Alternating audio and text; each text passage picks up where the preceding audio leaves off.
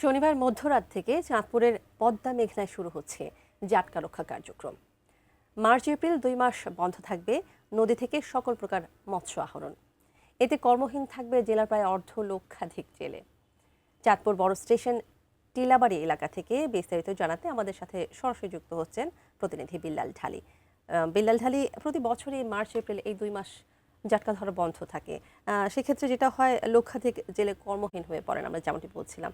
তো এই কর্মহীন জেলেদের জন্য কোনো পরিকল্পনা আছে কি? তাদের কাজের ব্যবস্থা বা অন্য কোনো ব্যবস্থা করার প্রশাসনের পক্ষ থেকে কোনো আশ্বাস কি আছে? তানিয়া, মার্চ এপ্রিল 2 মাস নদীতে মাছ ধরা বন্ধ থাকে। এ সময় মূলত ইলিশ সম্পদ উন্নয়নের জন্য এই নিষেধাজ্ঞা কার্যক্রম বাস্তবায়ন করা হয়। নিষিদ্ধ সময়ে চাঁদপুরের 4টি উপজেলায় প্রায় অর্ধ লক্ষাধিক জেলে অলস সময় পার করে। তারা এই সময় মূলত নিজেদের নৌকা জাল মেরামত কাজে ব্যস্ত সময় পার করে। মৎস্য অধিদপ্তরের পক্ষ থেকে তাদের বিকল্প কর্মসংস্থান হিসেবে প্রথম দিকে কয়েক হাজার জেলেকে সেলাই মেশিন, গরু, বকনা বাছুর ইত্যাদি সরঞ্জাম সরবরাহ করেছিল। কিন্তু এখন বর্তমান সময়ে আসে সেই প্রকল্পটি বন্ধ রয়েছে।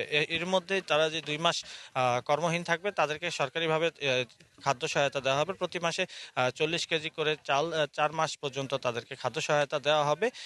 এছাড়াও এই বছর প্রথম প্রায় চাঁদপুর জেলায় 8,000 জেলেকে বিশেষ সহায়তার আওতায় আনা হবে। আমরা যতটুকু জানতে পেরেছি, বিশেষ সহায়তা আছে চাল, ডাল, তেল, নুন, এইসব খাদ্য সামগ্রী থাকবে তাদেরকে সহায়তা হিসেবে। কেননা জেলেদের একটা দাবি ছিল, প্রতি বছর তাদেরকে যে খাদ্য সহায়তা দেওয়া হয় সেই খাদ্য সহায়তা তাদের সংসার জীবন চালানোর জন্য পর্যাপ্ত নয়। তারা নগদ অর্থ সহায়তার দাবি জানিয়েছিল।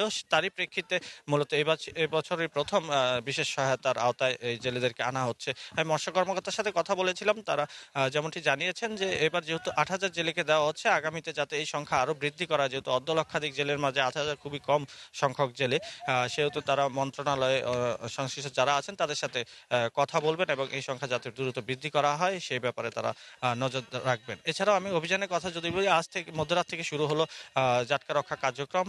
এতে প্রশাসনের পক্ষ থেকে ব্যাপক প্রস্তুতি গ্রহণ করা হয়েছে। জেলেদের সাথে মতবিনিময় সভা করা হয়েছে এবং 24 ঘন্টা নদীতে প্রশাসনের পক্ষ থেকে টহলের ব্যবস্থা রাখা হয়েছে যাতে জেলেরা নদীতে নামতে না পারে।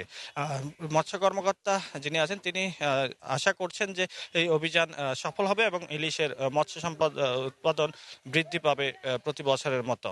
জি তানিয়া, এই ছিল আমার কাছে।